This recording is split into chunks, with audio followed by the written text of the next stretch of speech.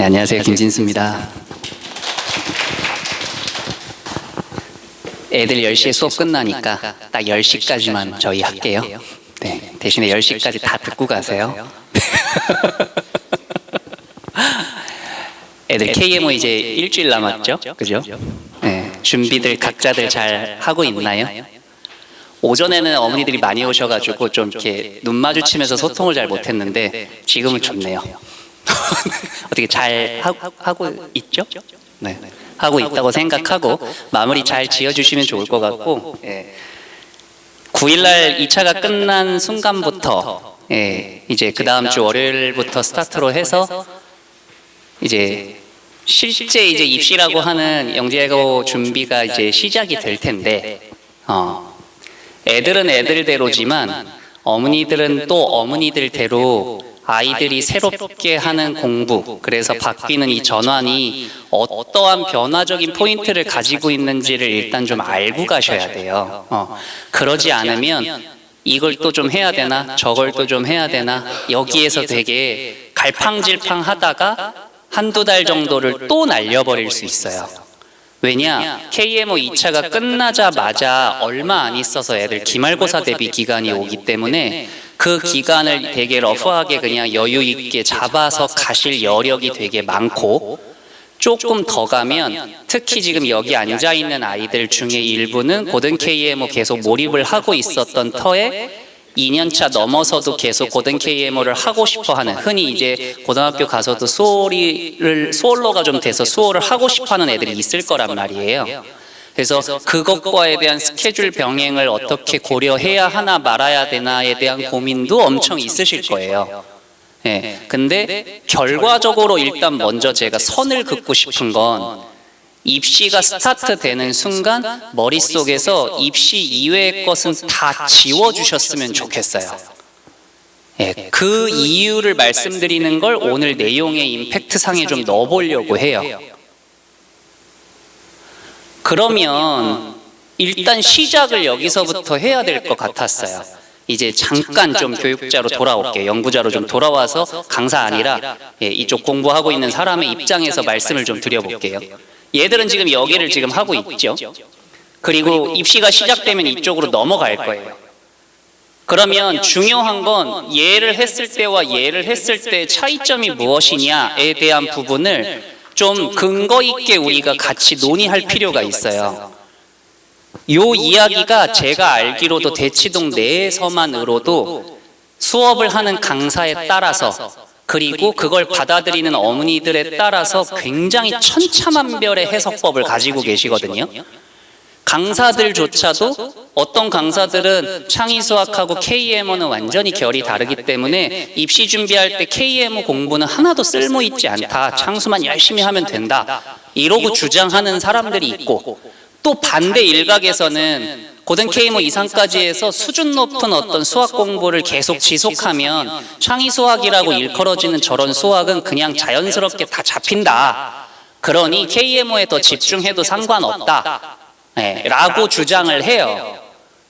제가 이런 시기 때 하는 설명회를 지금 벌써 몇 년째 하고 있는 사람이잖아요.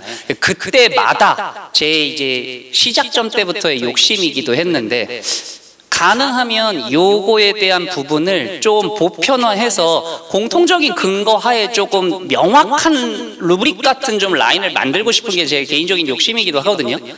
그럼 이제 루브릭이 생긴다고 하는 건 다른 게 필요한 게 아니에요. 그거에 관련된 학습의 논리적 근거가 있으면 돼요. 그 근거에 따라서 우리는 움직이면 되는 거고. 그러니까 여기에서 측면으로 얘 둘을 비교해서 봤을 땐 앞서 제가 말씀드렸던 두 개의 표현적 설명은 전부 다 제가 동의하기가 좀 어려웠어요. 이렇게 말씀드리면 이제 어려워요. 그래서 예시로 일단 먼저 좀 얘기를 해볼게요.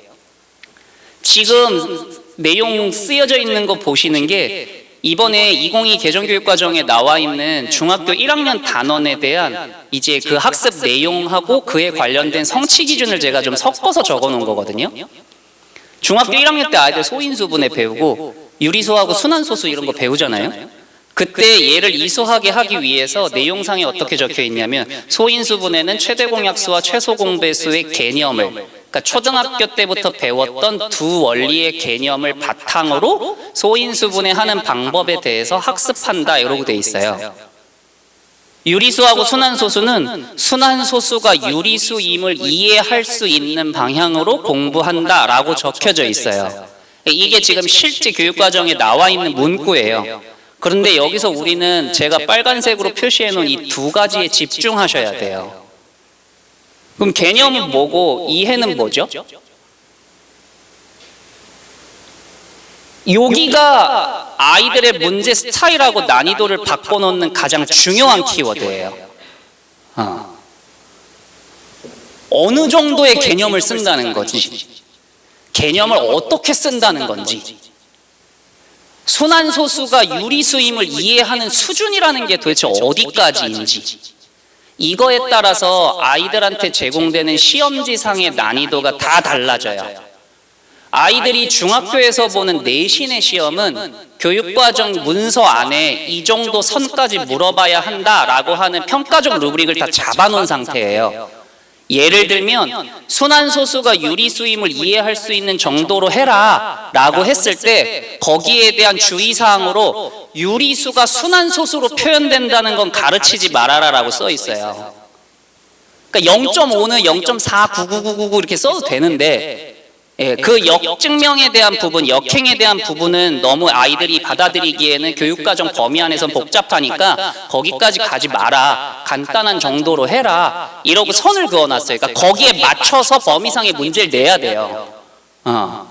근데 이제 이게 입시 차원으로 넘어가거나 아니면 아예 사설경시로 넘어가 버리면 여기서부터 이제 다 파괴가 되기 시작하거든요. 사설경시로 넘어가서 이루어지는 파괴는 이제 필요한 내용 요소, 즉 우리가 원리나 법칙이라고 얘기하는 어떤 내용들이 막 확장되는 거죠. 근데 입시 관련해서 어떤 교육부 산하의 범위에서 우리가 뭔가 난이도를 높여서 문제를 제공해야 한다면 일단 기본 전제는 교육과정에 쓰여져 있는 배경 라인에서 벗어나면 안 돼요, 내용은.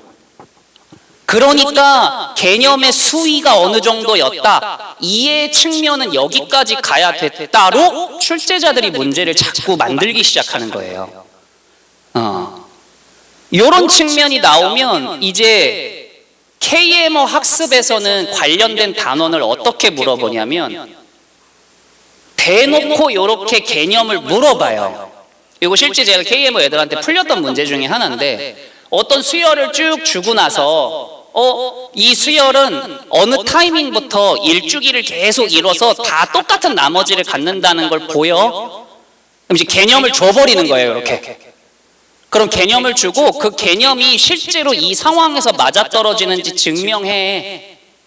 그러니 이걸 증명하기 위해서는 나머지 정리의 기반 안에서 합동의 성질에 따라 가지고 얼씨구절씨구가 되고, 얘들의 이걸 인역의 측면으로 보면 뭔가 유한계와 무한계의 대응이라 비둘기집의 원리가 쓰이고, 그거에서 오일러 정리를 적용하면 지수에 이런 특징이 생기는데 그게 위수의 성질에 따라 어떤 배수 관계를 가지니까 여기서 연속한 두 칸의 이동으로 바뀔 거야, 요러고 애들은 설명하는 거예요. 요게 지금 애들이 하고 있는 KMO 수학이에요. 주어진 문제 상황에서 정해진 배경, 그 안에서 아이들한테 그 배경을 증명하게 해요. 우리 애들은 지금 짧게 2, 3년, 길게 4, 5년 동안 안타깝게도 요 스타일의 공부만 하고 왔어요. 그럼 여기다가 제가 이제 어머니들이 조금 더 이해가 편하시게 살을 좀 붙여볼게요. 약간의 원론적인 얘기를 한 번 더 할 건데, 수학 문제를 푼다, 그러니까 수학을 공부한다 라는 측면을 어머니들은 어떻게 받아들이세요? 우리 아이가 수학을 해, 수학 공부를 하고 있어. 그러면 이제 제일 먼저 떠오르는 건 문제를 푼다는 거잖아요. 문제를 해결한다. 그러면 아이들이 지금 접하는 문제는 어떤 형식이냐 이거예요. 방금 전에 저는 그 문제 형식 중에 하나의 키워드를 드렸어요. 애들이 지금 풀고 있는 문제는 문제상에서 대놓고 만들어져 있는 개념을 물어보는 거야. 이런 개념이 있는데 맞니? 라고 물어보는 거야. 근데 여기서 아이들은 요것 때문에 지식은 많이 필요로 하지만 요 문제를 감당할 수 있는 수위로 바뀔 수 있어요. KMO에서 관련된 지식을 많이 배우면. 근데 희한한 건요, 입시판으로 딱 넘어오는 순간 곡캠 2차 뭐 금상에 은상에 뭐 FKMO 수상자에 뭐 교육대상자까지 돌아갔는데 이런 애들조차도 문제를 잘 못 푸는 현상이 생겨요. 너무 웃긴 거예요. 그러면 여기에는 애들이 수학 공부를 합시고 지금 하고 있는 해결하려고 하는 문제 스타일의 두 번째가 엄청 중요하다는 거예요. 그 두 번째는 어디서 시작되냐면 수학을 공부해야 하는 원론적인 이유에서 나와요. 교육학적인 이유에서. 수학이 필요한 이유는 교육학자들은 딱 거의 한마디로 표현을 해요. 실제 보이는 현상을 거기에 대해서 일정의 가정도 좀 놓고 불필요한 요소들 제거한 다음에, 그래서 수학적으로 이걸 다시 재표현하고 이걸 수학적으로 해결할 수 있는 언어로 바꿔서 그걸 계산해서 원리를 얻은 다음에 다시 실생활에다가 집어넣고 싶어서. 그래서 수학은 언어다라는 표현을 계속 많이 하거든요. 그럼 이제 우리는 어디까지를 보냐? 애들한테 제시되는 문제는 실제 어머니들이 막 옆에서 이러고 보고 계시는 여러 현상들이 있는데 그 현상에서 수학적으로 굳이 필요하지 않은 부분들은 가정 이게 빠지고, 그리고 이걸 수학적인 상황으로 조금 더 가미하기 위해서 일정의 가정을 하는 상황, 여기까지가 문제예요. 지금 이것까지 해주는 게. 그럼 어머니들은 여기서 뭐가 머릿속에서 지금 이미지상으로 떠오르셔야 되냐면, 애들이 받아먹어야 되는 문제 스타일의 첫 번째 단계는 굉장히 나이브하게 실세계적인 일상적인 표현으로 문제 상황이 난다는 거예요. 제공된다는 거. 어머니들이 지금 아이들 편에 보고 계시는 KMO 관련된 문제는 어머니들이 느끼시기에는 문제도 장황하고 지문도 좀 장황하고 이래서 그냥 일상적인 언어처럼 보이실 수도 있는데, 지금 아이들한테 KMO 문제에서 주어지고 있는 문제 구조는 굉장히 수학적 논리를 기반으로 한 문제의 표현이거든요. 수학적인 논리는 별게 없어요. 6가지의 논리학을 기반으로 문제의 구조를 짜면 돼요. 대표적인 게 뭐냐? 수학에서만 먹히는 논리의 핵심은 부정의 부정은 긍정이라는 거죠. A이면 B야, 혹은 A가 아니면 B야. 그거 어떻게 증명해? A가 아닌 게 아니라면 B도 아니겠지. 그래서 A가 A가 아닌 게 A니까 그래서 성립되는 거야. 이런 논리적 가정들이 있어요. 그리고 그걸 표현해내는 언어들이 논리학적으로 다 기호화되어 있다고요. 임의의 N에 대해서 뭐가 있다고 하면 뭐가 만족함을 보여라. 어떤 N이 존재해서 뭐가 성립하면 그게 만족됨을 보여라. 다 이 구조로 돼 있다고요 지금. 그러니까 애들은 KMO 문제에서는 문제를 해독할 필요가 없어요. 그리고 아무리 긴 지문의 문제여도 문제 구조가 눈에 나타나요. 드러나고. 네. 근데 입시는 양적으로 이렇게 관련된 내용들을 많이 올릴 수가 없으니까 어디에서 그 문제 상황을 수학적인 언어로 바꾸는 측면으로 변별을 두는 거예요. 네. 그래서 실제 스타일의 입시는 이러고 상황적인 것만 줘요. 이게 실제 이번에 영재고 기출 문제 나왔던 거거든요. 참고로 이 그림은 있지도 않아요. 그러니까 이런 기억자 뭐 모양의 어떤 나우막대가 있는데 여기서 그냥 공이 막 굴러다닌다 이거예요. 공이 굴러다니는 현상에 대해서 수학적으로 할 수 있는 질문을 그냥 던지는 것 뿐이에요. 근데 이 내용을 받고 나서 이 아이들은 여기 안에 자연수는 나머지로 표현하면, 나머지 정리로 표현하면 주기가 생기니까 그냥 계속 볼 필요가 없구나. 주기성에 따라서 그냥 한 번 돌아갔을 때만 파악하면 끝나는구나. 이러고 개념을 뽑아내야 돼요. 뽑아내면 그 다음은 계산이에요. 그냥. 이런 거 필요하지 않아요. 지식이 전혀. 물어봐서도 안 되고. 근데 여기를 참 못해요. 왜? 안 해봤어요. 네. 그럼 어머니들은 이제 창의 수학으로 넘어온다. 그래서 KMO 학습이 양적인 확장으로서 개념을 확대해야 되는 표현이고, 입시 수학은 질적인 확장으로서 개념을 유도해야 되는 문제다 라고 저는 표현을 지금 하고 있는 거거든요. 그래서 이게 조금이라도 어떤 이미지상의 느낌이 조금 오셨다라고 하면 이제 질문이 바뀌는 거죠. 애들은 지금 제가 말씀드린 대로 이런 긴 지문이나 배경적 그림, 근데 여기에 이제 하나 덧붙이자면 굉장히 일상적인 언어로 나이브하게 표현된 문제, 이 문장에 대해서에 대한 상황 분석을 매우 어려워하더라는 거예요. 왜? 안 해봐서. 이건 얼마만큼 수학적 지식을 많이 가지고 있느냐하고는 다른 차원의 문제예요. 그래서 저는 아까 서두에 말씀드렸던 두 개의 주장이 잘 동의가 안 되는 거예요. 수학을 가르치는 사람으로서 너무 논리적이지 않다고 자꾸 느껴지는 거죠. 수학의 언어, 수학의 논리 중에 가장 중요한 논리가 충분명제와 필요명제, 각각에 대해서 둘 다 동시에 다 만족해야 똑같은 동치라고 표현하는데,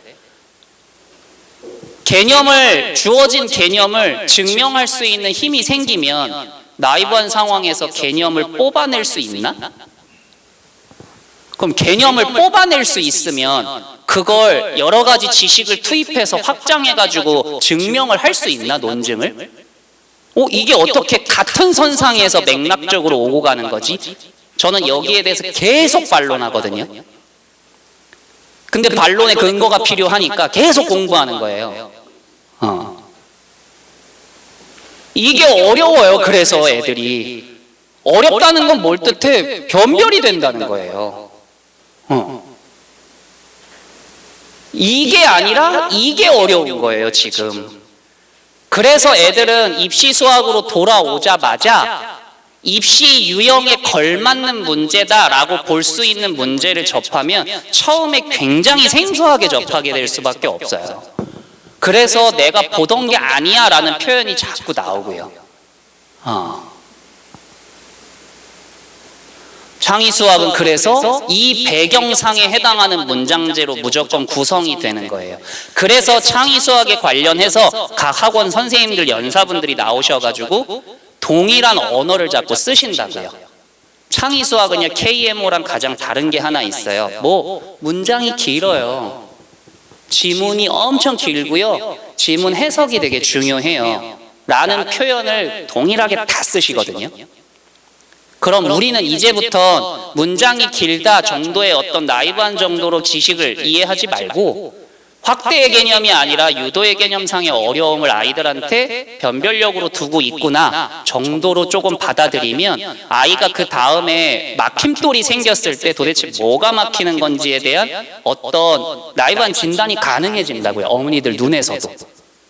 이거 엄청 중요해요. 그래서 제가 자꾸 입시기간 1년 동안엔 두 가지를 계속 강조드릴 거예요. 1번, KM을 해서 이제 계속 몸에 내재돼 있거나 좀 누적돼 있는 습관을 어떻게든 버리게 해야 된다. 하나. 그리고 두 번째는 계속 수업만 디립다 집어넣지 마시고 아이들이 자습할 시간 충분히 확보하시려고 애쓰셔야 된다. 이건 저희가 다 해석해서 줄 수밖에 없단 말이에요. 저희 수업은. 야, 문장이 있는데 이건 이렇게 해석되는 거 맞잖아. 그 동의. 이건 반이에요, 반. 그냥 듣고 끝난다고. 네. 지가 해석해야 돼요, 부딪혀가면서. 그러려면 시간이 필요해요. 그래서 문제가 이렇게 나오는 거예요, 자꾸. 이거 올해 서과형에 나왔던 문제였고, 이건 작년에 경과형에 나왔던 문제인데, 네. 이거 그냥 단순 조합 문제거든요. 이 문제 해결할 때 필요한 지식 딱 두 개밖에 없어요. 중학교 때, 2학년 때 배우는 경우의 수 단원에서 나오는 합의 법칙하고 곱의 법칙. 딱 요거 두 개 더하거나 빼거나 곱하거나 나누기만 하면 돼요. 이거 무슨 NCR, NPR, 뭐 점화식조 이런 거 하나도 필요 없어요. 근데 이 문제 애들 생각보다 엄청 많이 틀렸어요, 올해. 이거 되게 변별력이 많이 됐던 문제 중에 하나예요. 왜 종이접기로 바꿔버려서 기하학적 정보도 막 가미되어 있지? 거기에 대해서 사건 분류가 그래서 어려워지니까 합의 법칙하고 곱의 법칙을 쓰기 위한 개념의 유도가 잘 안 되는 거예요. 케이스 분류가 안 돼서. 근데 KMO 조합은요, 사건 분류가 어렵진 않아요. 분류된 사건에 어떤 이론을 넣느냐가 어렵지. 이거 좀 결이 이게 뒤집어져 있다고 보셔야 돼요. 작년에 나왔던 경기과목 기출은 지문만 4장이었어요. 이거 논문에서 뽑아온 문제예요. 논문에서 뽑아온 문제라는 뜻은 논문의 구조 형식을 띠고 있다는 거예요. 논문의 구조는 아주 단순해요. 내가 이런 연구를 할 거야 라는 필요성을 제시하기 위해 나이브한 어떤 현상적인 상황을 주르륵 나열해요. 내가 이 현상을 봤는데 실제 이 현상이 이렇고 저렇고 저렇고 저렇고 저렇게 돼 있어. 근데 여기에 내가 관찰했을 땐 이런 수학적인 관계성이 있어 보여. 그래서 그게 제대로 맞는 건지 지금부터 연구할 거야. 여기서 연구할 거야 뒤만 빼놓고 나이브한 것만 싹 다 뽑아다가 넣은 거예요. 그리고 중간중간에 그 연구자가 밝혀낸 기본적인 원리들을 낑겨 넣은 문제라고요. 그리고 그 낑겨진 원리는 그냥 중학교 나머지 정리뿐이었어요. 근데 읽다 지쳤어요, 대부분 다. 네. 이게 굉장히 흐름상으로 낯설지 않게 가는 흐름이에요. 제가 지금 제 언어로 재표현해드린 이 모든 설명은 제 개인 사견이 아니라서 그래요. 영재학교 교사로 계시는 재직하시면서 저랑 같이 지금 연구실에서 연구 같이 하고 있는 박사후 사람들 이 과정 지난 박사님들이랑 매일같이 하는 얘기예요. 어제도 가서 했던 얘기고. 실제 그 학교에서 그래서 검수받을 때도 이런 측면으로 계속 검수받고 있다고요. 그래서 제 의견이 아니기 때문에 저는 더 집중할 수밖에 없어요. 고민하셔야 돼요. 지금 우리 아이의 실력이 높다는 건 인정이 됐는데 어느 쪽으로 높은 건지. 그래서 이쪽에만 치중되어져 있으면 당장에 입시판에 딱 들어오자마자 첫 번째 보는 모의고사에서 뒤통수 한번 세게 맞게 될 거예요. 근데 그걸 지금 제가 설명드린 정보가 없이 해석을 해버리시면 4년을 공부를 시켰는데 뭐 한 거냐? 수학 실력이 없네. 수학을 잘하는 애가 아닌가 보네. 이러고 전화가 저한테 불통나게 와요, 정말. 아니에요. 여기만 해서 그래요. 이 진단을 첫 번째 내리셔야 돼요.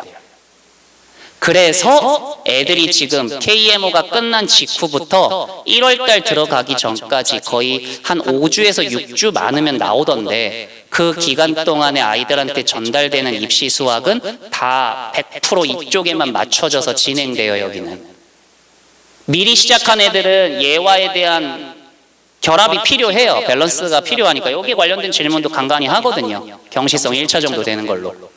그러니까 미리 시작한 애들은 여기가 아직 잘 정돈이 안 돼 있는 애들이 먼저 온 거라서 여기를 같이 병행하는데 얘들은 KMO를 통해서 다 한 거죠. 그래서 한 달 반의 나쁜 시간은 1월 달에 파이널이라고 해서 임팩트 세게 들어가기 전까지는 여기에 대해서 공부를 시키는 걸로 맛보기가 먼저 들어갈 거라 수업 하루하루마다 임팩트가 굉장히 세게 들어가거든요. 그래서 뒤에서 한 번 더 강조는 드리겠지만 아카로드에서 창의수학반에 SQ로 합류하는 학생들은 정말로 불가피한 상황이 있지 않고서는 1월 들어가기 전 5주의 기간은 절대로 하루도 빠지는 일 없었으면 좋겠어요. 뒤에 가서 한 3, 4월쯤 됐을 때 컨디션 조절한다고 선생님 한 일주일 정도는 집에서 좀 쉬게 하면서 공부시킬게요. 그때 저 반대해 본 적 단 한 번도 없거든요. 근데 유일하게 아이들 스케줄 조정할 때 명확하게 원리 원칙에 맞춰서 지켜달라고 유일하게 주장하는 시간이에요. 그러니까 제가 잘 설득당하지 않는 유일한 시간이에요. 지금 빼놔야 돼요. 생각보다 이 물빼기 작업. 물빼기 작업의 요소가 여기서 여기로 넘어가는 것도 있지만 아시는 분들은 아실 텐데 시험 유형에 대한 접근의 훈련이 새롭게 진행되어야 돼서 여러 가지 할 게 좀 많아요. 그 측면에서 이제 수업 내용이 들어갈 거니까 요 지금까지의 제 장황했던 이 수학교육에 관련된 내용을 약간 이미지상으로 저변에 두시고 지금부터 관련 내용을 좀 해볼게요. 이제 얘들이 들어올 때 저희가 좀 주의해야 될 것들. 첫 번째로 지금 어머니들한테 설명해 드릴 내용은 9월 달부터 미리 시작한 이 아이들 수준에 조금 유사하게 볼 수 있는 JQ 반 아이들. 이 아이들이 9월 달에 시작해서 한 달 반 정도가 지난 지금 타이밍에 이 아이들은 선생님들하고 벌써 개별 면담이고 아이들에 대한 1차 분석이 끝났어요. 그래서 그에 관련해가지고 어머니들하고 이런 지금 의사소통이 지금 계속 진행도 되고 있고, 지금 SQ로 들어오는 학생들도 11월 이후부터 이제 담임선생님하고 개인 카톡 연결에다가 관련된 내용들이 계속 부수적으로 어머니들한테 카톡 정리로 들어갈 거예요. 그러니까 누적된 정리본이 있어야 우리가 이전에 뭔 내용을 했는지 관찰해서 다음에 대한 논의를 할 수 있기 때문에, 가급적이면 아카로드 수학과는 어머니들하고 언어로서 대화하는 거, 말로써 대화하는 것보다는 글로 대화하려고 하고, 아이들과 말로 대화하는 걸 더 추진하려고 해요. 말은. 그 상태에서 어머니들하고 2차 상담이 들어간다고 보시면 되고, 이에 따라서 이제 여러 가지 좀 질문들을 했었어요. 그걸 간단하게 좀 추려봤던 거였는데, 일단 첫 번째가 이 아이들에 해당되는 사항은 아닌 것 같아요. JQ반 아이들은 어쨌든 구력은 이 아이들만큼 돼 있어서 실력은 있는데, 이제 시험에서 뒤통수 맞아가지고 온 애들인 경우가 좀 많아서 이 시험에 대한 트라우마가 좀 있는지 없는지 판단도 좀 했었고, 두 번째가 이제 창의 수학으로 시작된 수업 과목 중에 좀 제일 어려웠던 과목이 뭐였냐라고 했을 때 지금 단연 제일 많이 나오는 건 입체기하하고 융합이에요. 왜? 가장 생소한 영역이라서. 수업 시간 끝나고 나서 스터디 카페에서 질의응답 잘 쓰고 있냐? 잘 되고 있대요. 요게 구력이 센 KMO 출신자들의 좀 강점이더라고요. 생각보다 구력이 짧은 애들이 자습운용을 잘 못하더라고요. 근데 얘들은 그 문제점은 없었고, 어머니들이 두 번째로 이제 인식하셔야 될 내용이 이 답지 서술에 대한 어려움이에요. 문제가 생소해서 지금은 서술 방법보다는 답을 내는데 집중을 하고 있는데, 대부분 다 그렇게 언급을 하고 있었는데, 중요한 건 이제 엄밀하기는 한데 간단하게 서술하는 방법의 연습이 앞으로 되게 많이 있어야 돼요. 아까 말씀드렸던 경시성 물빼기의 시작이에요. 이 아이들은 굉장히 많은 내공도와 논리를 몸으로 가지고 있어요. 머리로. 근데 그걸 발현해내기 위해서 이 아이들한테 주어진 시간은 문항당 지금 1시간짜리로 너무 오랜 기간 포메이션이 앞에 있다고요. 그러니까 직관력이 빠르게 도달되지 않아서 요걸 빠르게 처리도 해야 되고, 그리고 짧은 타이밍에 설명문 형식으로 줄줄줄 썼던 이 문장의 표현법의 서술을 간단하고 담백한 서술의 리듬으로 포차 다 떼고 필요한 것만 탁탁탁 적는 식으로 빨리 전환시켜야 돼요. 이게 참 웃긴 게요. 똑같은 문제를 풀리는데 2차 출신 아이들이 푼 문제를 보면 한 문제 풀이 겁나 길어요. 이따가 저희가 막 지칠 정도로. 어떤 애는 3줄 만에 툭 하고 끝나버리는데 얘는 막 20줄, 30줄씩 써놔요. 그러니 돌아오는 대답은 뻔하잖아요. 엄마한테고 선생님한테고. 다음 문제는 못 읽어봤어. 실제 시험이면 난리 나는 거죠. 포인트를 3가지로 좀 구분해봤어요. 이 내용을 토대로 해서. 아까 말씀드렸던 이유의 연장선이기도 해요. 창의 수학 이해의 수준은 냉정하게도 KMO 구력과는 큰 상관은 없었어요. 그래서 새로운 세팅. 근데 이 아이들이 가진 가장 큰 강점이 뭐냐? 한 문제에 집착하거나 그걸 집중하는 힘이 엄청 세다는 거예요. 그래서 금세 정복된다는 엄청난 힘이 있어요. 그게 결과로 발현된다고 전 생각해요. KMO 지식이 많아서 원래 잘했기 때문에 그냥 나오는 게 아니고, 이 아이들도 모르는 사이에 만들어낸 어떤 몸의 밸런싱이 이 아이들이 어떤 새로운 스타일의 공부를 시켜도 다 정복되게 하더라고요. 거기서 티가 좀 많이 나요. 생각보다 저희 눈으로는. 이게 이 아이들이 가진 가장 큰 강점. 근데 이걸 이제 방해하는 요소 중에 하나가 이제 이 아이들의 열정에 대한 부분이었어요. 시험 코앞에 두고 있으니까 어떻게든 하고 있는데, 중등 KMO 2차 지금 준비하는 아이들은 그나마 좀 덜 해요. 왜? 선생님들이 하도 난리를 치면서 수업을 듣고 있기 때문에. 근데 고등 KM은 좀 다를 수 있죠.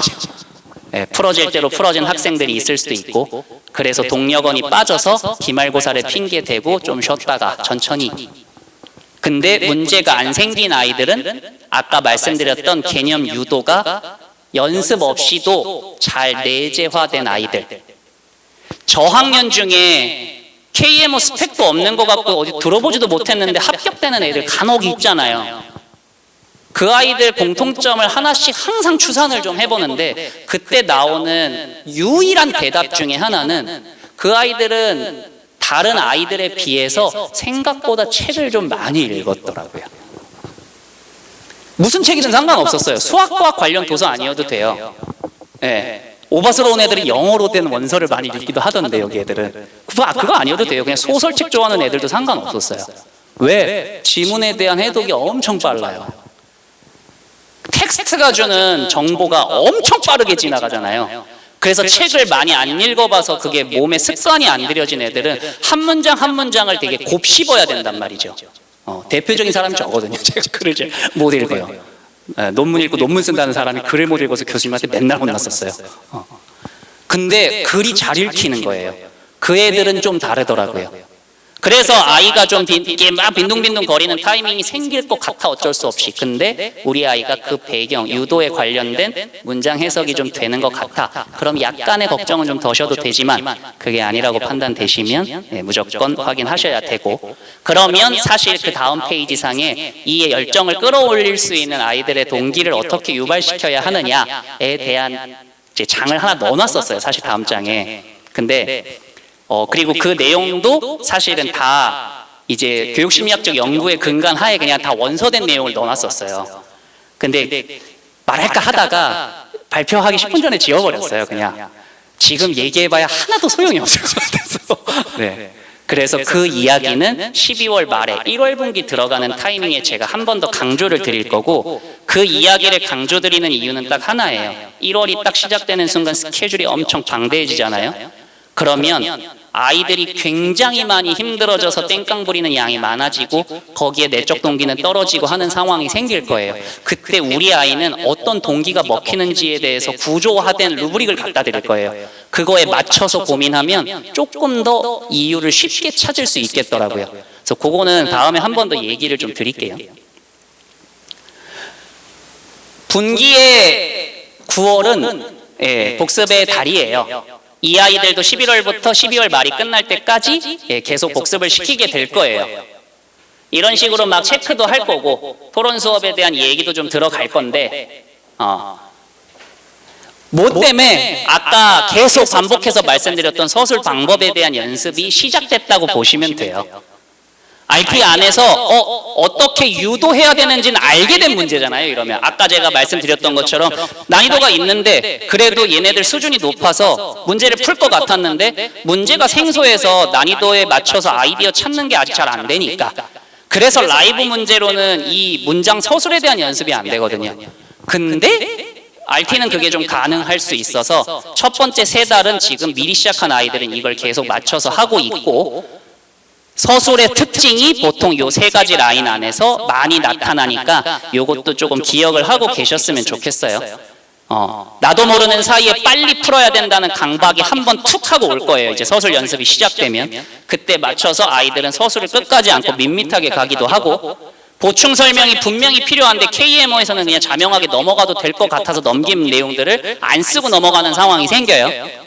그리고 서술에는 이제 크게 문제될 부분은 없는데 이제 개수가 없는 아이들, 요 상황이라 3번째는 크게 아이들이 지금 해당될 것 같지는 않은데 앞에 2개는 여기 앉아있는 아이들한테 제일 많이 나타날 수 있는 현상이니까 그건 좀 기억을 해 두셨으면 좋겠습니다.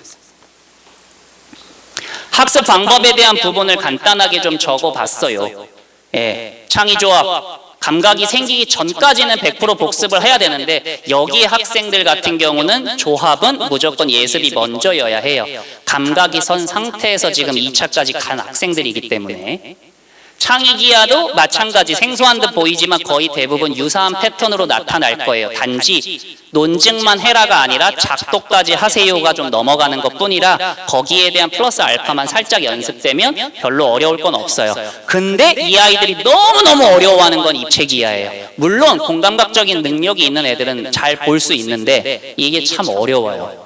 그래서 황주아쌤 수업은, 그리고 김동희쌤 수업은, 즉 입체기하를 하시는 선생님들의 모든 수업은 다 컴퓨터 수업이에요. 네, 컴퓨터 프로그램으로 다 보면서 해야 돼요. 특히 초반 부분일수록 더. 네. 융합도 아까 말씀드렸던 대로 단 한 번도 영역별로 섞여 있는 문제를 봐본 적이 없기 때문에 여기를 굉장히 어려워해요. 저하고 많이 부딪히면서 공부하게 될 거고, 밑에 쪽은 이제 경시성 문제라 아이들하고는 관련이 지금은 없어요. 안 보셔도 돼요.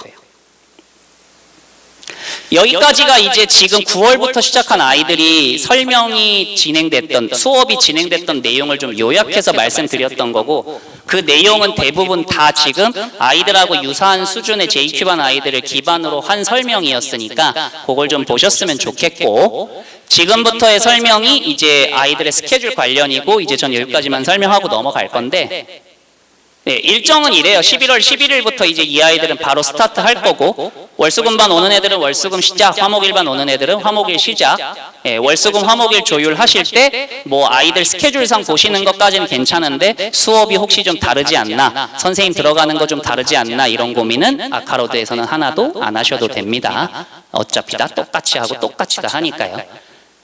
아이들은 KMO 이제 막 끝나고 들어오는 상태에서 실력이 어느 정도 확인된 아이들이기 때문에 뭐 입학고사라는 개념이 따로 있진 않을 거예요. 11월 11일이나 12일 날 맞춰서 등원하시면 돼요. 근데 아이들한테는 기본적으로 이미지 전환이 좀 필요해요. 첫 타이밍에. 그래서 아무것도 배우지 않은 상태를 기반으로 두고 창의수학 문제를 시험처럼 독서실 시간에 한번 볼 거예요. 그 문제는 현재 9월 분기에 시작했던 아이들이 본 원예고사 파트예요. 테마는 요 6개로 총 6문제 나올 거고, 거기에 맞춰서 입시수학의 스타일로 바꿔서 지금 낸 거예요. 어머니들은 알고 계세요. 근데 가급적이면 어차피 점수가 크게 막 효과가 일어나는 거 아니니까, 뭔가 영향을 주는 타이밍이 아니니까 애들한테는 함구하시는 게 나을 것 같아요. 이왕에 받을 충격 제대로 받게 하세요. 네, 생소함을 제대로 느껴야 그 다음에 지가 뭘 해야 될지 감을 금방 찾으니까요.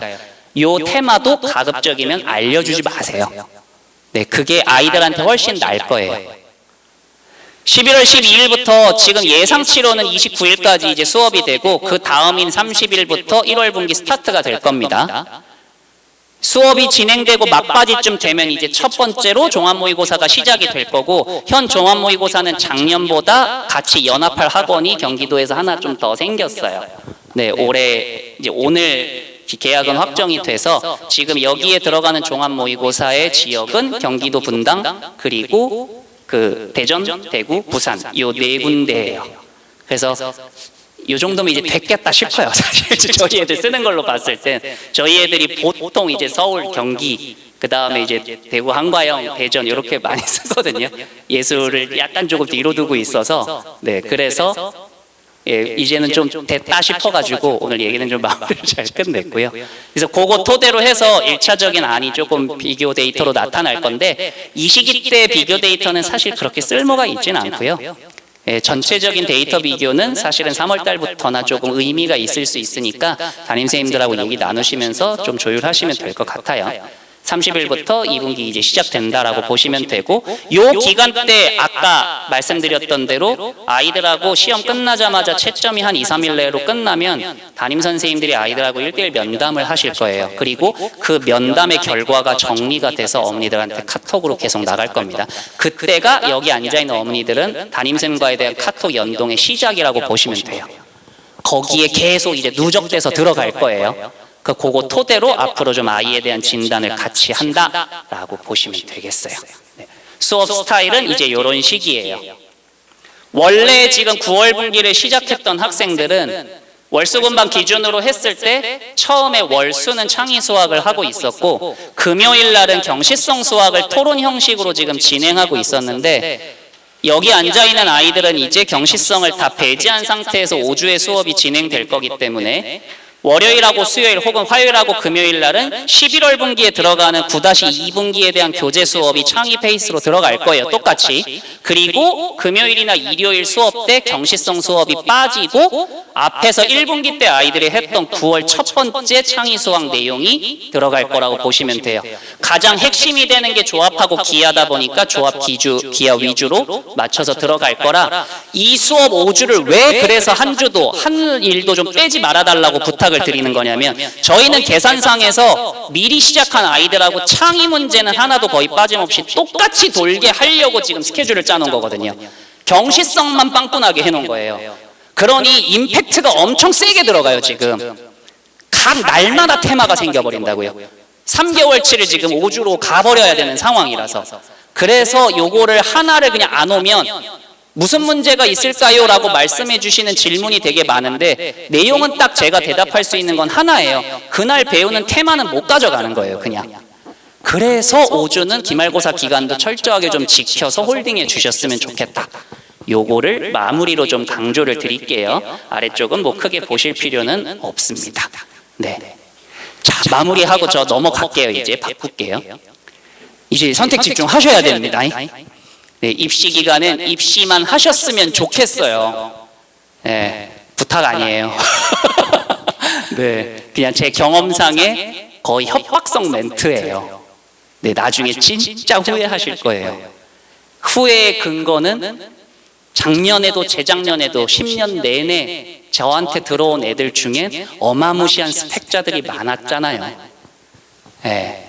지금 고등학교 1학년 때부터 IMO 대표되고 있는 아이들도 다 저 거쳐간 애들이잖아요.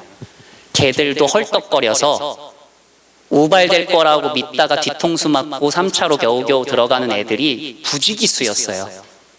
잠깐 스톱하고 입시에만 집중한다고 아이들의 확장된 개념 지식이 없어지지 않아요. 집중을 명확하게 해주셨으면 해요. 시간 사용에 대한 패턴 변화가 필요해요. KMO는 듣는 것으로 거의 80%가 해결될 수 있어요. 지식의 기반이 많기 때문에. 근데 앞서 말씀드렸듯이 개념 유도의 학습에선 아이들 개인 자습 시간이 반드시 필요해요. 9월 달에 시작한 아이들은 그래서 9월 시작하는 주부터 매주 토요일 날 스터디 카페 열어서 1시 반부터 10시까지 저희가 지금 제가 감독하면서 애들 공부시키고 있어요. 계속 애들은 늘어요. 지금 공부하는 시간들이. 토요일은 다른 거 다 집어치우고 공부하라 이거예요. 예습. 그 시간 확보 겸 해서 토요일 시간 확보를 좀 잘 부탁드릴게요. 칭찬 많이 해주셔야 됩니다. 스트레스 엄청 쌓이는 시기입니다. 어머니들이 생각하신 것보다 할 게 많아서 빡빡해요. 체력적인 소모도 굉장히 많을 거고요.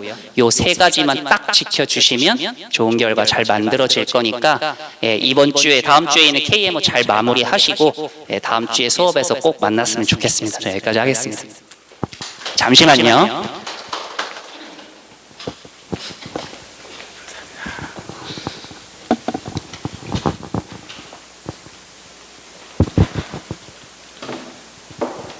먼저 인사부터 드리겠습니다. 저는 그 아카로드에서 지금 이제 물리 담당하고 있는 조창현 선생이라고 합니다. 반갑습니다. 이제 제가 오늘 말씀드릴 주요한 줄거리는요. 일단은 그 과학 전반적인 상황에 대해서 저희가 어떤 식으로 아이들을 가르치는 것들을 준비해 오고 있는지 이 시스템에 대해서 간략하게 말씀을 드릴 거고요. 뭐 입시 경향이나 이런 부분들은 어머님들 누차 많이 들으셨을 것이기 때문에 뭐 좀 간단하게 요약해서 지나가고 그 다음에 저희가 어떤 식으로 아이들을 피드백 관리를 하는지 이 부분 그리고 창의라고 하는 게 도대체 무엇인지 그 부분에 대해서 그 정도 말씀을 드리도록 하겠습니다. 이제 앞서 말씀드렸듯이 저희가 이제 컨텐츠라고 하면 주로 교재나 아니면 시험 모의고사 이런 것들이 어떤 식으로 제작되어지는지 이걸 말씀을 드릴 텐데 왜 이 말씀을 드리냐면 일반적으로 저도 경험했었었고 모든 학원들의 컨텐츠 제작은 선생님의 개인적인 독단적인 개인기에 의해서 그러니까 혼자만의 개인기에 의해서 진행되는 경우가 100%라고 보시면 돼요. 근데 저희 같은 경우는 사실 이제 그런 부분에 있어서 결점을 최대한 보완하고자 하는 그런 측면에서 팀별로 운영이 되는 측면이 있어가지고요. 그거 간단히 말씀을 좀 드리려고 합니다.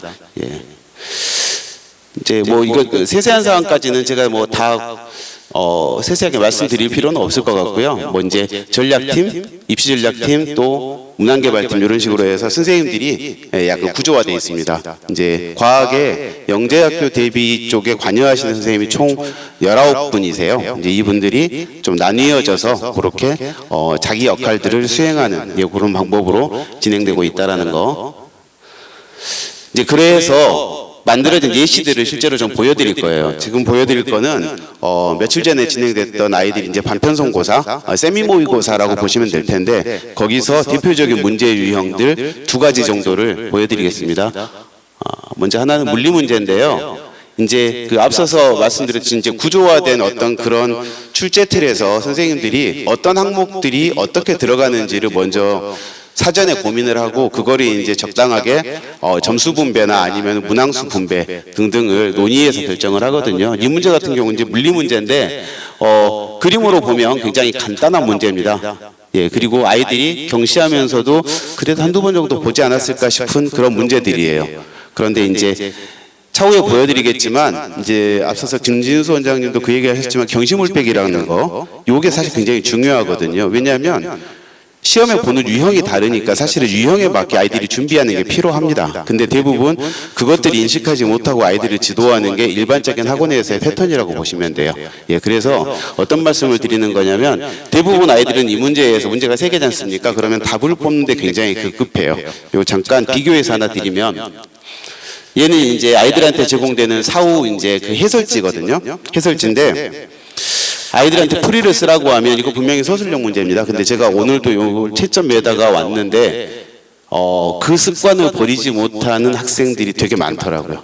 저희 학생들 같은 경우는 아직은 많이 못 찾았는데 안 푼 학생은 물론 있죠. 근데 쓴 학생들 중에서 지금 여기서 수학만 수강하고 있는 학생들이 풀이를 해놓은 걸 보면 아주 간결하게는 요거만 써져 있습니다. 예. 그리고 조금 더 쓰는 애들이 여기 나와 있는 문자화된 수식이 있죠. 요 정도까지만 표현을 해서 풀이를 해놨어요. 근데 사실은 이거는 이 부분이 가장 핵심이거든요. 이게 어떻게 풀어야 되는지 이 문제의 핵심이 무엇인지를 간파하고 들어가야 되는데 아이들은 그냥 다 뽑는데 급급해 있다는 거죠. 그래서 이제 이런 것들을 채워나가는 과정이 일련의 과정이라고 보시면 될 것 같고요. 이제 두 번째 예시문항, 얘는 이제 생물에서 저희가 이제 문제 하나를 발췌한 건데 얘는 이제 제시문이 요건 정확하게 중학교 교과서에 나와 있는 그래프고요. 중학교 교과서에 나와 있는 교과서 내의 문장을 발췌한 겁니다. 그래서 이제 보통 이제 정규교과 같은 경우는 일반적인 상황에 대해서 공통적인 특징에 대해서만 다뤄지는데 얘는 이게 이제 어떤 특별한 상황에 대한 그래프를 준 거죠. 그래서 조건 제시를 해준 겁니다. 그래서 이제 이게 아이들이 어떤 식으로 반응하는지 배운 것도 어떻게 확장할 수 있는지를 물어보는 그런 요소를 가지고 있는 문항입니다. 그래서 얘도 답지를 잠깐 보시면은요, 실제 답이 이제 이렇게 그냥 칼날 형태에서 톱니 형태로 바뀌거든요. 근데 이거를 아이들이 스스로 도출해낼 수 있는지를 보는 이제 그런 예시 문항이라고 보시면 돼요. 이제 대표적인 예시 문항 2가지 정도를 했는데 이제 몇 가지로 구분돼서 매 회마다 아까 말씀드렸던 그런 그 출제의 요소들을 적절히 분배하는 노력들을 하고 있다라고 말씀드릴 수 있을 것 같아요. 이제 요거는 저희 과학 선생님들이신데 제가 이제 여기서 뭐 선생님들 소개를 하려고 하는 건 아니고요. 이제 아까 말씀드렸던 그런 팀들이 이런 식으로 운영이 돼서 젊은 새 선생님이 이제 팀장으로서의 역할을 하면서 잡일이죠 사실은. 예, 뒤치다거리 하시는데 이렇게 해서 체계적으로 분배화시켜서 그렇게 진행이 되고 있습니다. 예. 자, 그래서 이제 그 다음은 이제 저희 수업 구성에 대한 이야기, 요거 간략하게만 좀 말씀을 드릴게요. 어떻게 보면 지금 얘 같은 경우는 그 1분기 교재, 지금 진행되고 있는 교재이기 때문에 겨울방학에서부터는 이 구조가 또 바뀔 수 있습니다. 근데 이제 어떤 식으로 체계화되어 있는지만 간단히 말씀을 드리면, 책은 3파트로 보시면 돼요. 그래서 이센셜 파트라고 하는 결국은 수업의 구성이 교재의 구성이거든요. 왜냐하면 교재를 가지고 수업을 하기 때문에. 그래서 이제 이센셜 파트 같은 경우는 일반적으로 경시에서도 흔히 배웠던 어떤 그런 기본적인 내용들을 가지고 있는데 사실 이 단계에서 아이들이 해야 되는 게 있습니다.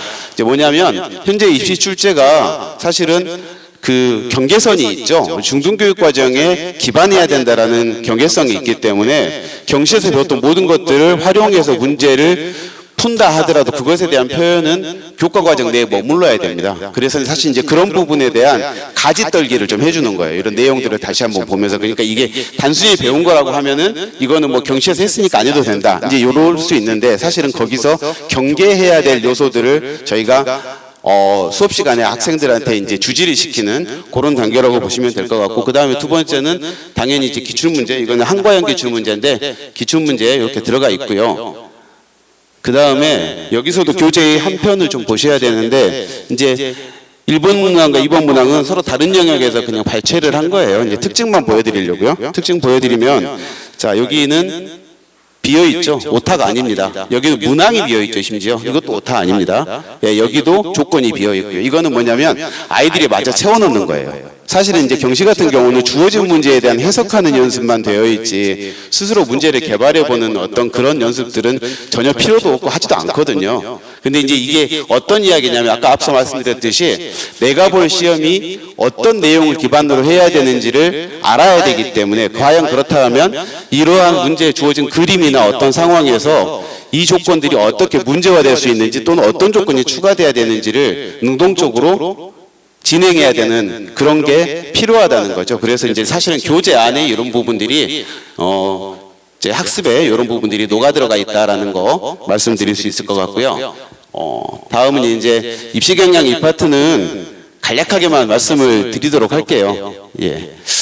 일단 가장 대변될 수 있는 것 학교별 난이도 차이가 감소했다라는 거 요건데 요즘은 근데 흔히들 이렇게 얘기하죠. 학교별 난이도 차이가 감소했다라는 것보다는 전체적으로 난이도가 감소했다라고 말씀을 하시는 경우가 많아요. 예, 그런데 사실은 엄밀하게 얘기하면 그 8개 영재학교 중에 통합출제를 하고 있는 학교들 5개죠. 이 5개 잠시만요. 5개 맞습니다. 5개 영재학교는 사실은 난이도가 유지거나 상승했습니다. 예, 이런 부분들이 있고, 그 다음에 수도권 영재학교는 난이도가 예전에 비해서는 하락해 보이는 건 분명합니다. 이제 그 이유는 말씀드렸던 출제의 범위들을 교과과정으로 제한해 두었기 때문에 예전처럼 낯선 그림이나 낯선 표현이 훨씬 줄어들죠. 그래서 드러난 특징들이 과학 문제는 제시문이 많이 사라졌습니다. 그 제시문을 어떤 식으로 활용을 하냐면 일례를 들면 이건 대전과고 기출문제를 가지고 말씀을 드릴 수 있을 것 같은데 도플러 효과라고 있거든요. 이게 중등과정이 아닙니다. 근데 그거에 대해 설명을 해주고 그냥 문제 내버려요. 이게 예전의 문제 방식이거든요. 그리고 그거를 적극적으로 활용했던 가장 적극적으로 활용한 학교가 서울과학고고요. 서울과학고는 제시문의 양이 어마무시합니다. 그래서 아이들이 평소에 가졌던 개념하고 색다른 것들을 제시문 가나다에서 제시하고 거기에 의해서 문제를 풀어라라고 하거든요. 근데 이제 이게 약간 이제 섬 넘는 문제로 가는 경향들이 있기 때문에 최근의 경향에서는 사실 물리 문제에서는 제시문들이 거의 사라졌습니다. 있는 주제를 가지고 돼야 되니까. 이제 그렇다면 이제 다음 이야기가 무엇이 돼야 되냐면 이제 요게 이제 말씀드렸던 어떤 그 개방형 문제, 오픈형 문제라고 얘기를 하는 거. 그 다음에 서술을 하는 이 과정이 결국은 평가의 기준이 되는데 문제가 쉬워진다고 한다면 변별력이 떨어지는 건 당연하겠죠. 그러면 이 변별력을 어떤 식으로 살릴 것이냐인데 사실 이제 그 부분에 대해서 학생들이 인지하지 못하고 있는 부분이 있어요. 이게 경시의 습성 때문에 그렇거든요. 답을 찾는 과정이 중요하다고 한다면 사실은 답을 찾는 게 중요하다고 한다면 과정 자체를 되게 무시하는 게 상대적으로 아이들이 경시에서 표현된, 그러니까 병시에서 배워온 습관인데 사실 어떤 식으로 자신의 결론들을 정당화시킬 것이냐 이게 굉장히 중요하거든요. 그래서 그런 것들이 잘 표현된 답안이 당연히 좋은 점수를 얻을 수 있는데 그러면은 어떤 표현이 과연 채점자를 감동시킬 수 있는 풀이냐라고 하면 물론 기본적으로 쓰는 용어들은 제한된 용어 안에서 써야 되고요. 두 번째로는 이제 이런 겁니다. 그래서 이제 서술은 해야 되니까 아이들이 빈 넓은 답안지 여백을 채워 넣으려고 하다 보면 아이들이 그때부터는 서술이 아니고 소설을 쓰는 경우가 되게 많아요. 그래서 자기가 아는 온갖 잡다한 지식들을 다 때려 넣어서 굉장히 현학적 표현을 쓴다든지 이런 식으로 가거든요. 흐름이 잘못된 거죠. 그래서 사실은 논리체계가 되게 중요합니다. 서술이라고 하는 건 결국은 A에서 B로 B에서 C로 넘어갈 때 어떤 논리에 의해서 이런 것들이 진행되는지를 아이들이 명확하게 표현할 수 있어야 된다는 거고요. 이제 그래서 이런 부분들을 굉장히 중시하는 공부를 해야 된다라고 말씀을 드릴 수 있을 것 같아요. 이제 그러면 이제 그다음 이제 이런 것들이 어떻게 해서 만들어지는지 공부 방법에 대한 이야기인데 뭐 이거는 어떻게 보면 많이 들으셨을 수도 있고 뻔한 이야기일 수 있습니다. 근데 그 뻔한 데에 사실 답이 있거든요. 근데 그 뻔한 걸 지키지 못하니까 사실 문제가 되는 거고요. 문제에 대한 다각적 해석이라고 하는 건, 문항에 대한 다각적 해석이라고 하는 건 어머님들이 딱 와닿는 걸로 제가 예시를 들어드리면, 예를 들면 아이들이 가장 물리 과목에서 많이 쓰는 교과가 하이탑입니다. 하이탑을 이제 사전학습으로 많이 쓰는데, 얘들이 하이탑에서 문제를 푸는 습관은 어떤 방식으로 문제를 푸냐면요, 풀이의 방향이 정해져 있어요. 단원 제목입니다. 그래서 그 단원 제목에 의거해서 문제를 푸는 그런 어떤 방법들이 아이들한테는 고착화되어 있고, 사실 영재학교 입시를 준비함에 있어서는 그런 것보다는 한 문제에 대해서 굉장히 다양한 접근을 해보는 것들이 좋거든요. 그리고 또 하나는 이제 용어에 대한 용어에 대한 명확한 인과관계에 대한 설명인데, 이거는 소술에 대한 이야기를 말씀을 드리는 건데, 이제 예시가 문항에 대한 다각적이, 이거는 제가 이제 수업 시간에 하는 지금 진행하고 있는 두 가지 문제들을 발췌해서 실어놓은 건데요. 이거 보시면 역학 문제거든요. 평형을 다루는 역학 문제인데, 보면 그림들이 많이 있죠. 여기도 있고, 그림들이 풀이마다 또는 이 전제가 소위 말하는 이제 문제 안에서의 보조정리라고 할 수 있는 렘마라고 할 수 있는 건데, 이거는 이제 어찌 보면 수학의 기하적 요소들이 물리 문제에서 적용될 수 있다는 거거든요. 그래서 사실 이제 다각적 이해라고 하는 건 어떻게 보면 고정관념에서 탈피해서 내가 다른 과목에서 또는 심지어 수학 과학도 아닌 인문학에서도 풀이의 방향을 뽑아낼 수 있다는 거예요. 흐름만 같다고 한다면. 근데 사실 아이들은 그거에 대해서 그렇게 되면 무슨 죄라도 짓는 듯, 물리는 물리답게 풀어야 된다라는 식인데, 아이들이 물리답게 풀어야 된다라는 거는 그냥 딱 수식만으로 풀어야 된다라는 생각을 한다는 거죠. 그래서 요거를 많이 깨야 되고요. 또 하나 다음 예시 같은 경우는, 이거는 어떤 예시냐면, 보시면 문제가 3개인데 3번 문제는 거의 풀어주지도 않아서 이건 사실 숙제로 나가는 문제인데, 1번 문제에 대해서 솔 1, 솔 2, 솔 3, 2번 문제 같은 경우는 솔 1, 2, 3 중에 어느 하나를 그냥 골라서 예시로 풀어준 거고, 그래서 이제 이건 어떤 거냐면, 한 문제에 대해서도 고정화된 풀이가 아니고 굉장히 많은 풀이들이 있을 수 있다는 겁니다. 사실 제가 이제 이걸 아이들한테 주로 강조하고 주지시키는 이유가, 어떤 이제 굉장히 저명한 물리학자가 있는데, 이 물리학자가 이제 문제 해결력이 굉장히 탁월하거든요. 그러니까 그 탁월하다는 건 잘 풀기도 하지만 상상할 수 없었던 방법으로 문제를 해결하는 그런 놀라운 능력을 가지고 있었어요. 그래서 어떤 이제 그 기자가 이 물리학자에게 당신의 그 능력은 도대체 어디서 기인한 거냐라고 물어봤더니, 이 물리학자가 했던 말이 굉장히 저한테는 감동이었거든요. 우리가 어떤 문제를 인식한다는 건 그 문제에 대해서 최소 3가지 이상의 해결법을 제시할 수 있어야 된다. 이거는 사실은 다른 얘기로 보면 문제를 고정된 시각으로 바라보지 않고 다양하게 봐야 된다라는 거에 다른 표현일 수 있거든요. 그래서 사실 이제 그런 것들을 제가 아이들한테 키워주려고 하고, 실제로 우리 능력 좋은 친구들 다 능력이 좋습니다. 사실 연습한 데 있어서 그렇죠. 그래서 이런 것들이 어느 순간 되면 어머님들이 지금 현재는 상상하지도 못했던 어떤 그런 상황으로 발전할 수 있다는 거, 예시를 좀 보여드릴 수 있을 것 같고요. 이제 요거는 간단히 말씀을 드릴 텐데, 이거는 이제 아이들이 실제로 똑같은 문제인데, 이게 주어진 문제에 대해서 A 학생과 B 학생이 답안지를 작성을 한 거죠.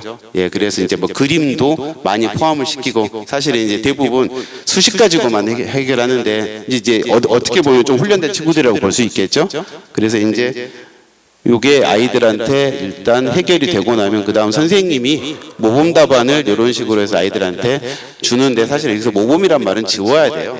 답안 중에 하나인 거죠, 정확히는. 그래서 항상 사후 관리로 답안이 제시가 돼야 되는 건데, 대부분 경시할 때도 그렇고 선행할 때도 그렇고 아이들이 약간만 시도해 보다가 걸리면 바로 답안지부터 찾는 게 보통 일반적인 습성이거든요. 하나라도 배워야겠다. 근데 사실 그렇게 하면은 시야가 넓어지질 못합니다. 그래서 이런 것들도 어머님들이 좀 아이들한테 얘기를 좀 많이 해주시면 좋을 것 같아요.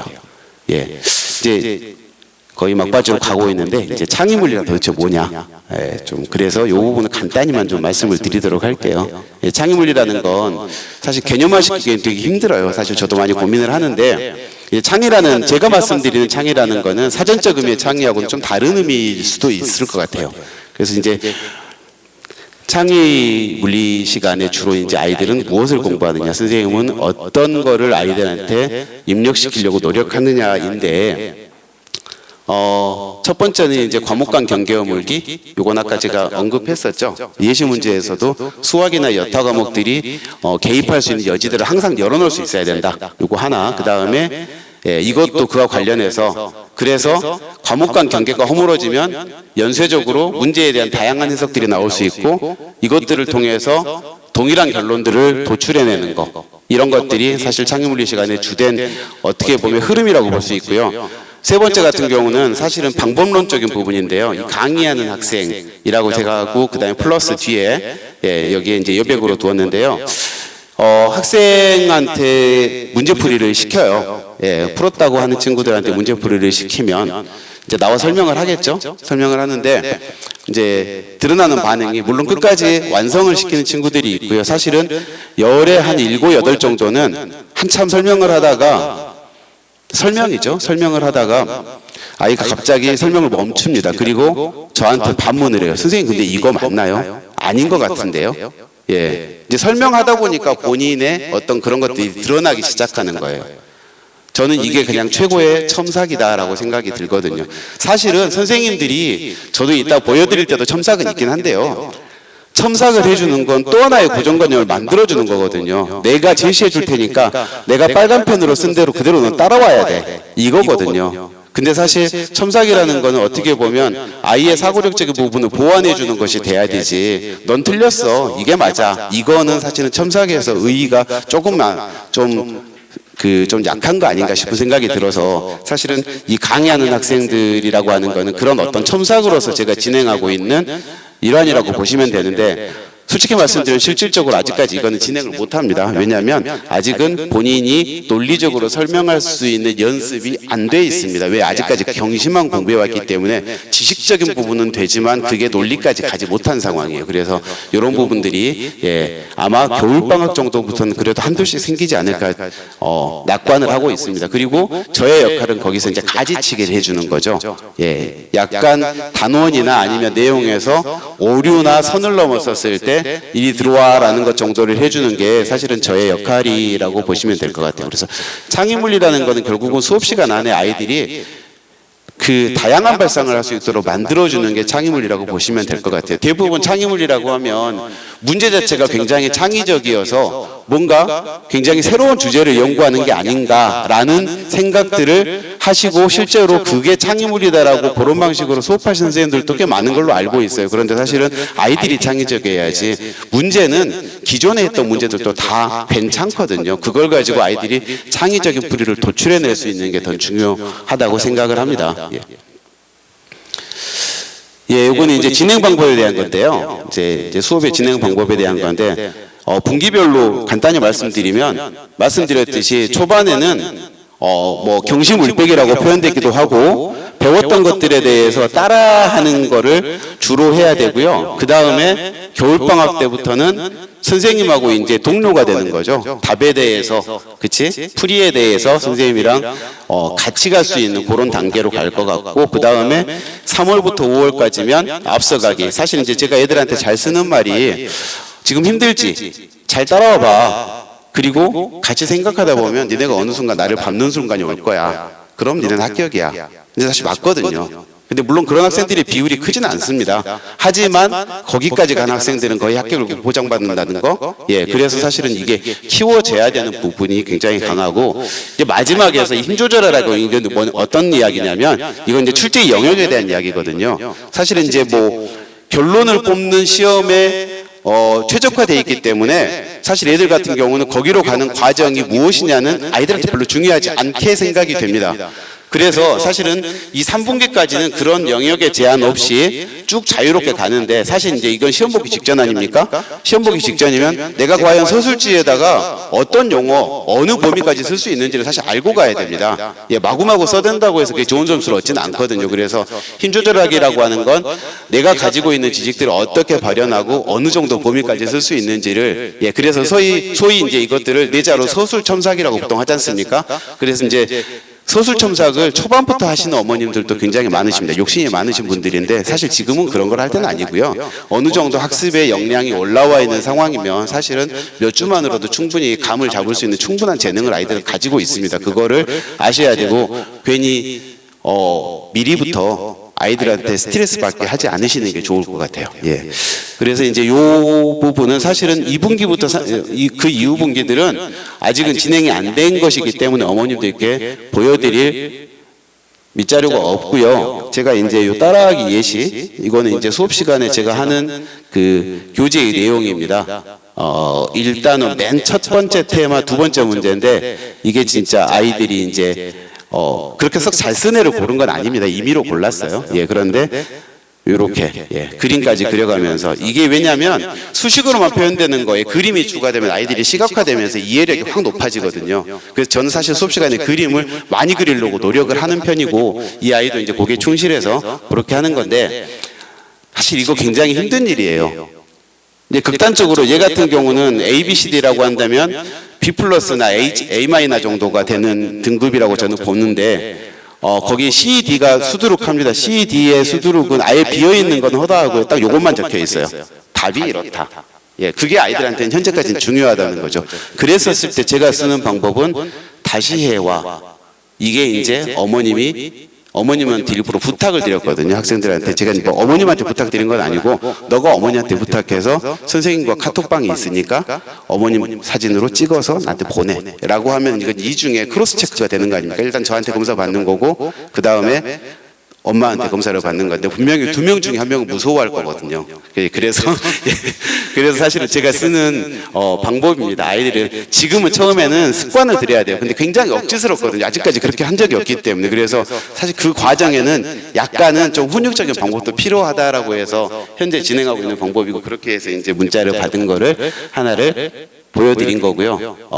많습니다. 제 카톡방을 보면은요. 이런 사진의 방들이 요 제출해야 되는 날은 사실은 계속해서 들어오죠. 예. 그 다음은 이제 저희가 이거는 이제 물리뿐만 아니고 테스트 관리가 어떻게 되는지를 간단히 말씀을 좀 드리고 예, 마무리를 하도록 하겠습니다. 예, 분기별로 테스트들이 굉장히 많죠.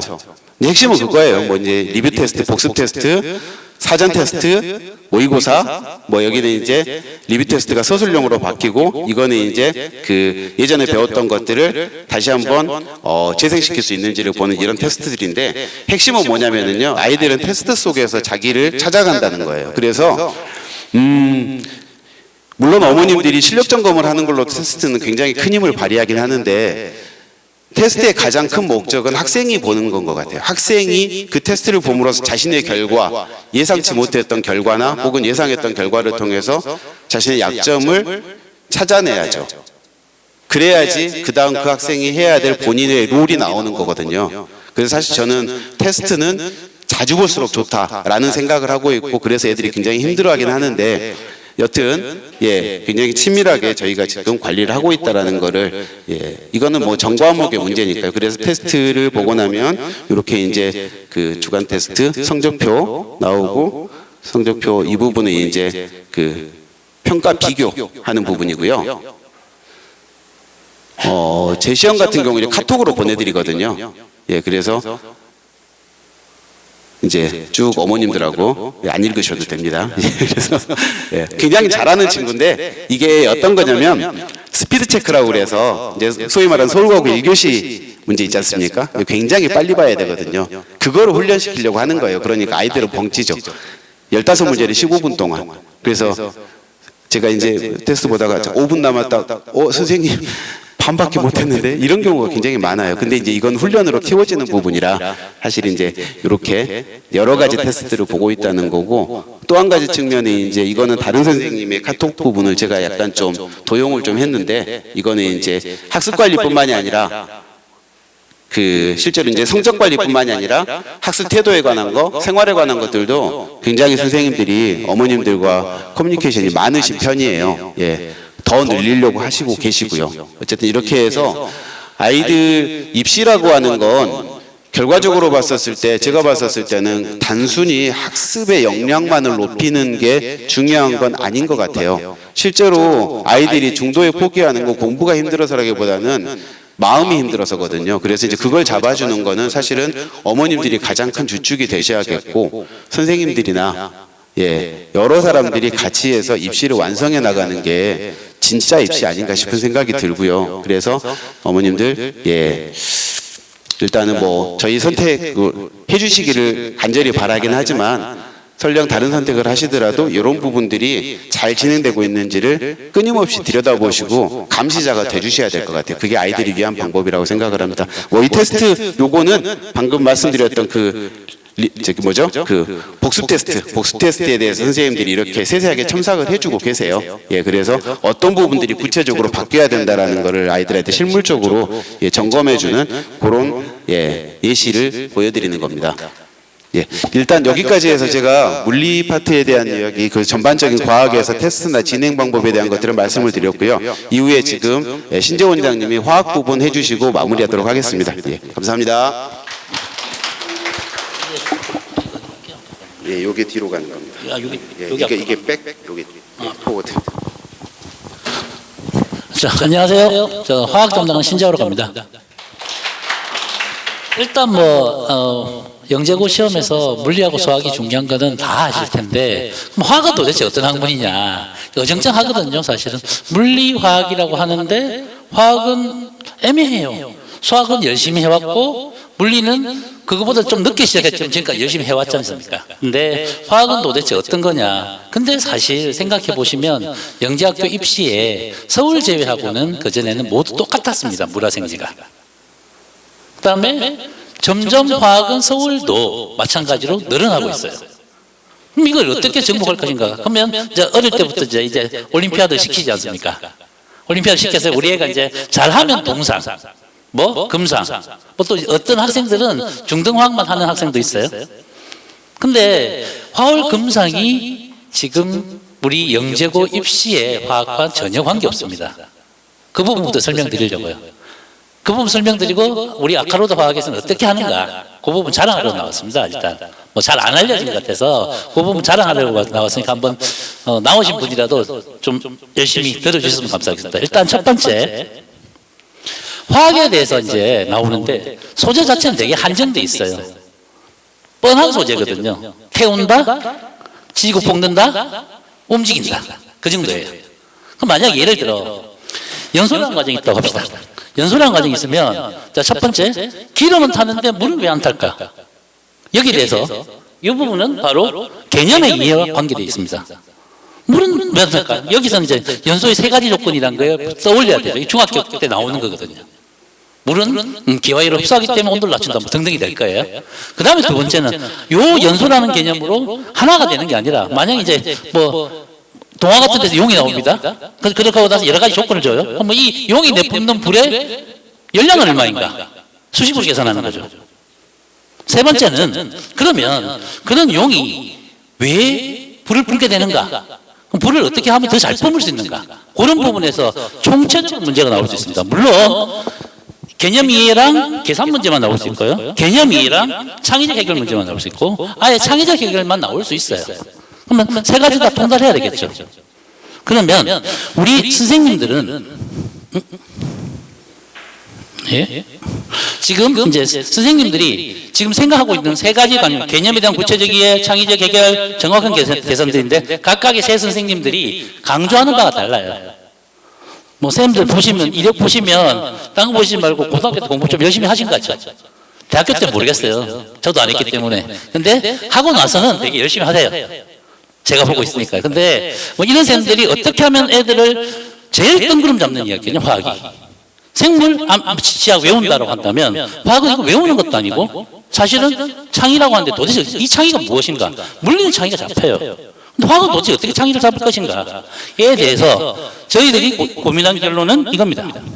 자, 일단 김준수 선생님, 제일 오른편에 계시는 김준수 선생님이 가장 주안하는 바는 현상에 대한 구체적인 이해예요.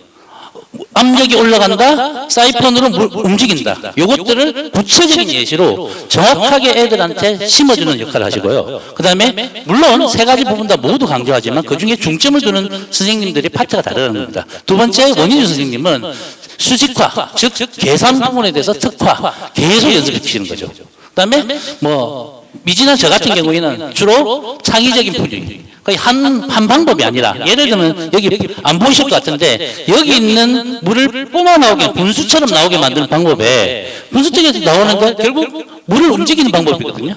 물을 움직이는 방법 제일 간단합니다. 물 화학에서는 압력을 가하면 돼요. 그럼 압력을 어떻게 만들 것인가? 압력을 어떻게 만들 것인가는 화학적 방법도 있고 물리적 방법도 있어요. 그러면 이게 제가 나는 겁니다. 학교 시험에는 영재고 입시에는 이래 안 나와요. 분수 만들어라거든요. 근데 애들이 분수 만들어 하면 너무 뜬구름 잡는 거예요. 그럼 제 생각은 거예요. 아, 이걸 물리적 방법도 있고 화학적 방법으로 나누어 버리면 애들 머릿속에서는 이게 이런 문제가 나왔을 때는 물리적 방법을 어떻게 하라고 화학적 방법을 어떻게 하라고 이런 방법들이 스스로 떠오르는 거죠. 이게 여기서만 나온 게 아니라 계속 이런 문제는 물질 이동하는 문제는 계속 반복됩니다. 보시면 자 일단 김준성 선생님이 이거 보십시오. 이것도 이 물이 일로 이동하는 거죠.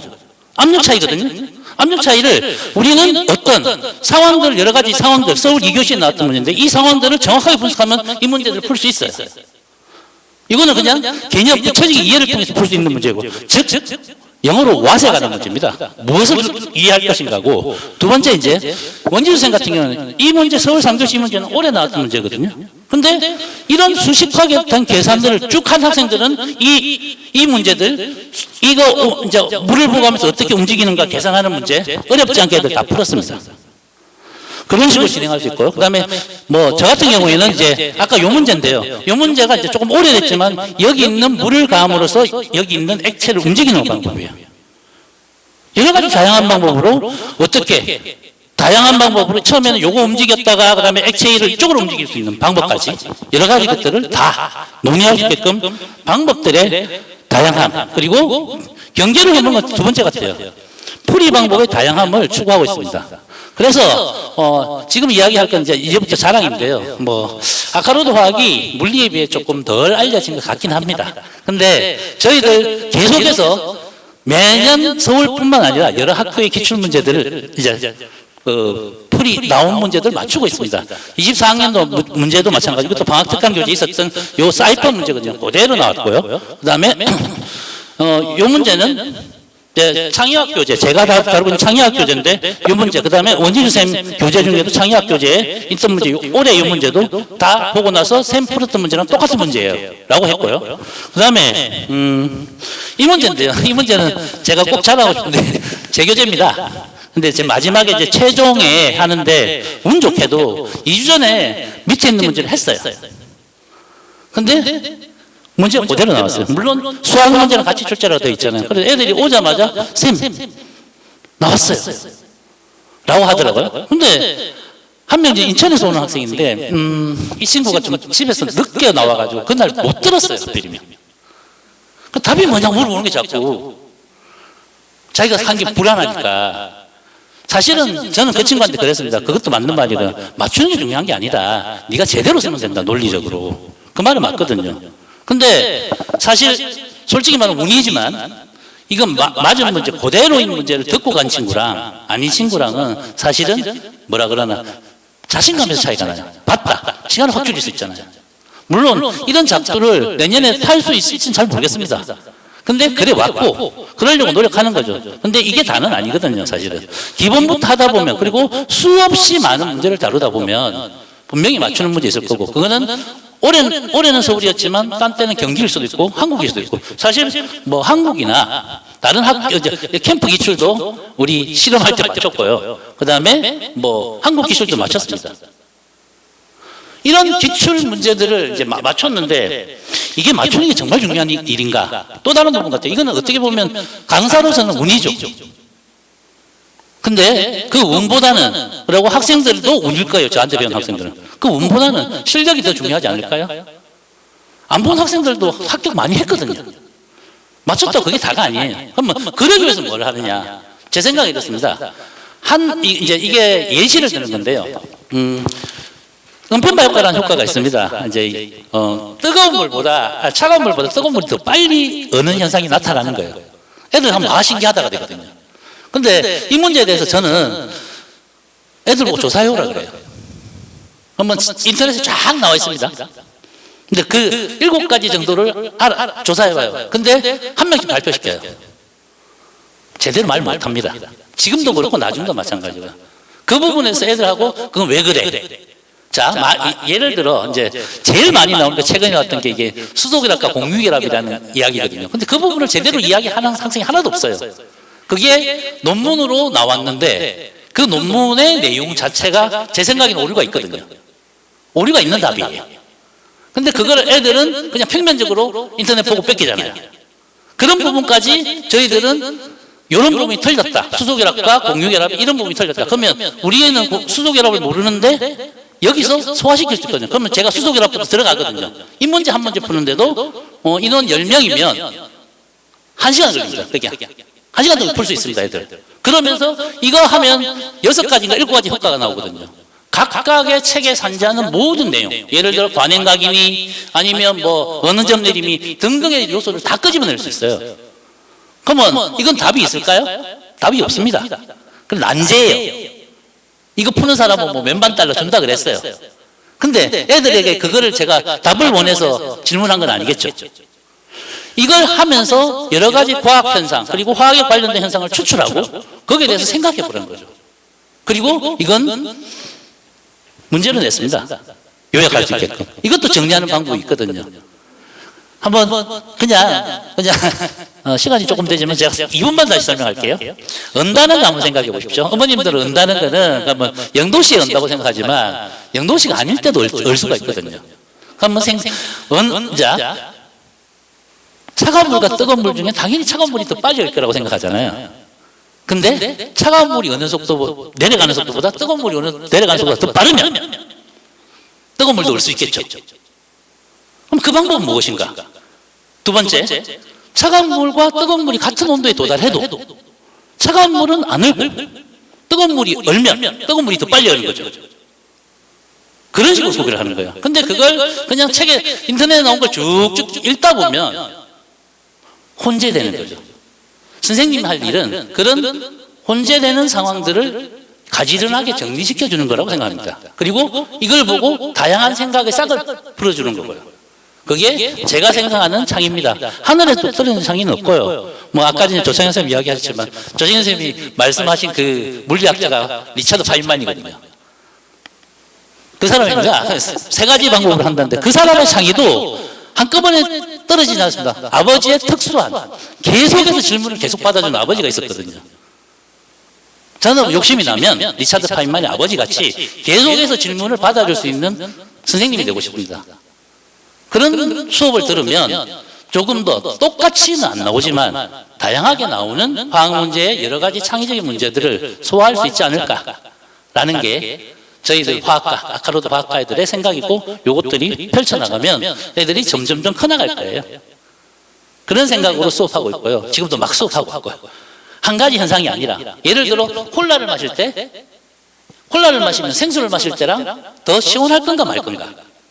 이게 화학적인 현상으로 살펴보면 콜라가 더 시원하고 생물학적인 현상으로 생각해보면 생수가 더 시원하다는 결론을 내릴 수 있거든요. 그럼 애들한테 물어봐요. 니는 뭐가 더 시원하지? 콜라요? 생수요? 그게 사람마다 다르다고 결론을 내립니다. 결국에는 다양하게 생각할 수 있는 싹을 창의화학을 하면서 점점 발전시킬 수 있을 것 같아요. 그래서 뭐 자랑 같지만 자 그리고 이제 마지막으로는 혹시나 기본 부분이 모자란 학생들은 언제든지 RT 치고 뭐 특히나 저희들 지금 클리닉 하는 거는 오늘도 클리닉 하거든요. 클리닉은 특별히 이제 지금은 화학 양론이라고 막 계산하는 거 있어요. 기본이거든요. 그 부분 못하면 나가지를 못해요. 그래서 그런 부분부터 연습을 시켜서 확실히 자기 거 만들 수 있게끔, 그리고 이런 기초적인 부분에 시간 안 허비하겠도록 지금 현재 시행해야 되지 않을까라는 생각으로 클리닉 시간을 많이 투자하지 않습니다. 일주일에 1시간씩 딱 해서 문제 정리된 거 하면 계속 풀면 결국 자기 게 된다는 신념하에 애들 훈련시키고 있으니까 모쪼록 저희 학원 선택하는데 도움이 되었으면 좋겠습니다. 일단 마치고요. 지금 저 유민우 부원장님이 조합 부분 상담하시려고 계시거든요. 조합 부분 궁금하신 부분 상담하시고요. 그다음에 과학 부분 조금 더 궁금하신 부분 있으면 전화 조창현 선생님한테 그냥 상담하시면 되겠습니다. 마치겠습니다.